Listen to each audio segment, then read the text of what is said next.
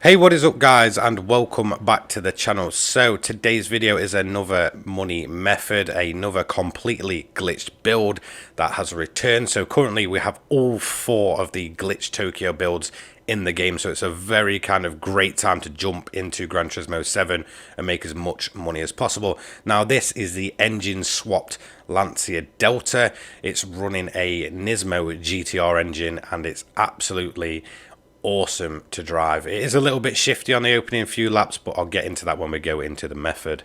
So as you can see, livery wise, this livery will actually give you a lot of parts that you need, including the wheels. The only thing you will need to remove off this is actually that big rear wing. You're going to be running the standard wing for this build. So it's going to be King McNico you're going to look for, or Nico. Go ahead, search him up in the showcase section and go ahead and find the Rockstar liveried Nismo swapped Lancia. So with this car, we are running a wide body. That is pretty much a must. In fact, all of this is a must. If you miss something, it will pretty much be impossible to get it down to 600 pp. It will sit around about 700, which is what it turned to after patch. In terms of wheels, we're going to go on to owned wheels. If you have got the livery on, you won't need to worry about this, but they are the OZ Legenda wheels. They are pretty much set perfectly, so you won't need to change them. Even if you don't run the livery, you just kind of pop it on and it should work as it's intended. In terms of aero at the front, we're running type B. That again is a must. At the side is type A. Again, a must buy. All these parts are. At the rear, we're running type A again. So we've got that diffuser on the back, and wing, we are running standard. So you will need to remove that from the livery. So in terms of parts that you need in the sports category, it's pretty straightforward. We don't need much here. It's just weight reduction stage 1. The comfort medium tires, they actually come on the car as standard, so completely ignore them. You won't actually need them at all. But then from Club Sports, it's bore up, weight reduction stage 2, power restrictor and ballast. From semi-racing, it's racing crankshaft, fully customizable computer, and then at the bottom here, it's weight reduction stage 3. So just go ahead and purchase those. From racing, it is stroke up engine balance tuning, polished ports, anti-lag system, racing air filter, but you won't actually need that, so ignore that one. Racing silencer, racing exhaust manifold, racing brake pads, fully customizable suspension, fully customizable racing transmission, and the racing hard compound of tires. From Extreme, you will not need anything. So I did mention at the start of the video that this is an engine swap method, and it's going to be the GTR Nismo engine that you are going to pop inside this Lancia. Very popular engine swap actually from the engine swap glitch days. So we're going to be running the racing hard tires, the fully customizable suspension. At the front, you want your body height adjustment to be 110, and then at the rear is 111. Next up will be anti-roll bar, and at the front you're going to be running it at 3, and then at the rear you're going to be running it at 10. Next up is damping ratio. Compression at the front is 26, and then again at the rear is 29. Dampening ratio expansion at the front is going to be 39 and 43 at the rear. Natural frequency at the front 1.73, and then at the rear is 2.03. Negative camber angle is 0 at the front, so do not run any, and 1.0 at the rear. Toe angle, the front is 0.04 outwards, so ensure your icon has the wheel sticking outwards, and at the rear it's inwards at 0.25, so again just ensure they are sticking inwards. You do not need to have the differential for this car. As you can see, we are running the fully customizable racing transmission. I just set it to sort of standard at 350. You shouldn't have to really make any manual adjustments, but I will show you individual gears at the end, so ensure they match. So ballast wise, we are running 7, the positioning is 40, and the power restrictor is 99. On the ECU side, we're running the fully customizable ECU, and the output adjustment for that is going to be set at 94. Downforce at the front is 59 and at the rear is 64. We are running an anti-lag system set to obviously strong, like you can see there. We are not going to need to run the intercooler or anything like that. Silencer wise, it's the racing silencer and racing exhaust manifold. Brake pads are racing. Sadly, the brake system is normal. It will take it up to about 700 if you basically put those on. Then we've got bore up, stroke up, engine balance tuning, polished ports, racing crankshaft, and weight reduction stage 1, 2 and 3 at the bottom. Do not increase your body rigidity because it will absolutely boost it back up to about 700. This is the only way to really get it down past the 600 mark currently. In terms of the event we're going to be using, we're going to head over to Asia, obviously, and it's the Tokyo Expressway. You're either going to love it or hate it. A lot of people like it, a lot of people don't. It's the World Touring Car 600, so go ahead and enter that. So in terms of settings, because again, it's a glitch build, it's kind of awkward. I recommend a manual transmission, full traction control to start with. I recommend a driving line so you've got something to sort of aim at in a straight line. Braking area on because the brakes on this car are absolutely awful. It is the massive downside to this car. I recommend ASM on and counter steering assistance to strong. That is to begin with. Around about lap 4, you can start turning assists off. So this is the method. It's not really changed too much from before. It's mostly the tune that's changed for this one. So when you start, you want to keep the fuel mix at power mode 1, so max power from the car. You want to sort of slipstream your way all the way to the front. More than likely you will get up to about second before you hit that right hander. You're going to see that the braking area on this car is very, very far back. Trust me, it's telling the truth. The brakes on this car aren't very good. So just trust in it when it says you need to brake very early. That's because obviously we're only running racing brake pads. That is the only main downside to this car. Now, this is where a lot of people kind of just give up on cars. They'll go out into the first lap, realise the car's a bit of a handful and back out. You want to stick with this car until lap 2. Just trust me, all of a sudden on lap 2, the car begins to, become alive and really kind of work with you and become probably the most easiest of all of the glitch builds to drive. So that's including the likes of the Tomahawk, the Corvette and the Alpine.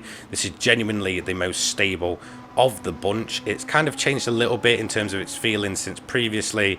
It's probably not as good as it used to be. However, you can guarantee Polyphony will want to patch out the Tomahawk before anything else, so you may get a little bit longer with this build. So it's always a good thing to have these extra builds ready for when the Tomahawk inevitably gets patched. I mean, these cars were there to basically replace that. So again, I can guarantee they will probably hang around much longer. So all of the glitch builds are currently back in the game, which is great to see. That's including the Tomahawk. So we've obviously got the Corvette, which is an absolute rocket in a straight line with the really kind of weird rear toe angle. You've got the Alpine, which is pretty much legendary at this point for being very consistent and a lot of people's favorites. You've got the this one, the engine swap Lancia Delta, very popular with a lot of people, but it's kind of the least known of the bunch. So and I think that's a lot to do with it needing an engine swap, but a lot of people again would have got tons of those back in the engine swap sort of ticket glitch days. So I will fully admit that this opening lap is a little bit kind of, hairy. You're going to be really on edge. You just want to brake early, and all you want to do is basically just survive this first lap. Trust me, you want to break your race up into essentially 3 parts. So laps 1, 2 and 3 will be your survival stage. From 4 onwards to your first pit is going to be your more kind of endurance stage, and then last off you're going to break it up into a full sprint to the finish. That's where you're really going to be pumping in these fast lap times.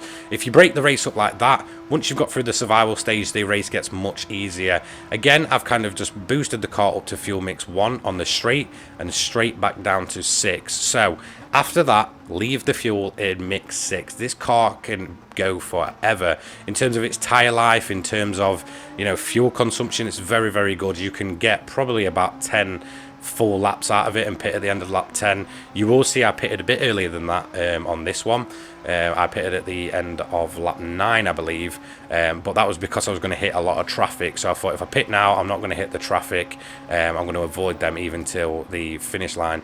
So as you can see, on lap 2, the car just comes alive. You know, that time is going to absolutely drop down. Obviously, you've got four-wheel drive, so you've got an absolute ton of grip. You're just going to short shift where you really need to. You might not even have to. You don't have to save fuel. You can pretty much get this car to the end. You're going to be able to really sort of throw it into the corners. Again, that four-wheel drive really helping you out, which in my opinion makes this one of the better builds just because of how stable this car is. As you can see, we're already 15 seconds up on our opening lap, so lap 2 is already much quicker, and we're going to round this left-hander and basically sprint all the way down to the awful hairpin, which can really catch you out. Again, trust the braking area. The brakes on this car are, not very good at all. I can't, say exactly what I want to say because this is YouTube, but yeah, they're not great at all. So just follow the braking area and you should be okay. The reason I've left lap 2 in is just to prove that once you've done that really kind of hairy opening first lap, you're going to be absolutely fine from lap 2 onwards. You're going to have the four-wheel drive system working with you, and you're basically just going to smash those lap times down more and more. So we're going to come across the line to end our second lap, and we are going to take around a 2 minutes 8 seconds, 20 seconds faster within one extra lap. So really just stick with this car and just put your trust in it, because it is a very good car. So by the time you hit lap 4, this is where you want to start weaning yourself off the assist, because you need all the grip you can get. There's no point in bogging yourself down with too many assists. I do recommend though keeping your traction at 3. I tried to run it with 0 and the car was just far too twitchy. That is due to the changes since the previous version of this car. Onto the pit stop now. At the end of lap 9 is when I'm going to take mine, and like I said earlier, it's because if you look at the map, I'm going to hit a whole bunch of traffic, and that's the last thing I want to do. Obviously the damage has been updated since update 1.20, so it's kind of a lot more difficult, and I've noticed the AI at Tokyo seem to be a lot more, I guess, thick. They don't like to move out of the way at all. In fact, they will quite often just come in front of you. You will hit them and you will take damage, and that did happen a couple of times to me throughout this run. So if you see some of my lap times being a little bit slower, it's mostly because I've took damage by hitting the back, and overall it did cost me probably, I'd say around about 20-25 seconds in the long run. So I could have done an extra lap there. The tyre's still feeling fine, even though they look quite worn. So the tire life on this car is just absolutely amazing. Same with its fuel. Sadly, it just cannot quite go to the end. But I did choose to pit at the end of lap 9, so it's up to you, either lap 9, lap 10. Just go ahead, put the fuel in, change your tires, and then after this part, you've done your endurance, you've done your survival early on. You are now just going to sprint to the finish line. You can turn the engine mode up. I overfueled it to allow myself to just sprint in fuel mix 1. So I'm turning it up to max power, and I'm going to have an absolute sprint for the next few laps. So it's going to be quite easy, quite straightforward. You've done the hard work now. You can just go ahead and pretty much sit back and go as fast as you can until the finish line. So this is what I was talking about when I went into the back of one of the AIs that did not obey blue flags. It basically put me in the barrier, gave me a bunch of damage, and actually gave me a penalty. So you're going to see me serve that now. It does not affect your clean race bonus. We've got a fastest lap of 1 minute 59.061. So again, the pace is genuinely there for this car, especially in the later stages when you've gone into your more sprint mode. So sadly, it's going to probably add on around about 20 to possibly even 40 seconds to our overall time, but it is what it is. This is just a general overview to basically say if you like this car, it's back and it's still worth doing. So overall, we did a 25.51.714 with I'd probably say, about 30 seconds worth of sort of damage, penalties, and being slowed down, with a fastest lap on lap 11 of a 159.061. So pace wise, it's definitely still there in the later stages, and overall it's still much quicker than a bunch of cars. Overall, it's going to be 825k in around about 25 minutes, which is very, very good for Tokyo. So I fully recommend getting on this build now. So I feel like we're at a very good stage in Gran Turismo 7. I feel like there's going to be a bunch of players that have returned, especially now there's four, all four of the Tokyo Glitch cars are back. So there's plenty of variety in terms of these glitchy builds. And I say glitch because they should not be legal to enter them events. And their standard performance points, the lowest one is around about 770, which is this one. Once you glitch it out, it will just plummet all the way to just under 600. So again, that's what causes a glitch. You're just taking advantage of the tuning system, and it's just a very kind of prosperous time for any Gran Turismo 7 player to make a ton of money very quick before the next update. So thank you so much for your support. I'll see you all in the next one. And honestly, I cannot thank you all enough. See you later, guys. Peace.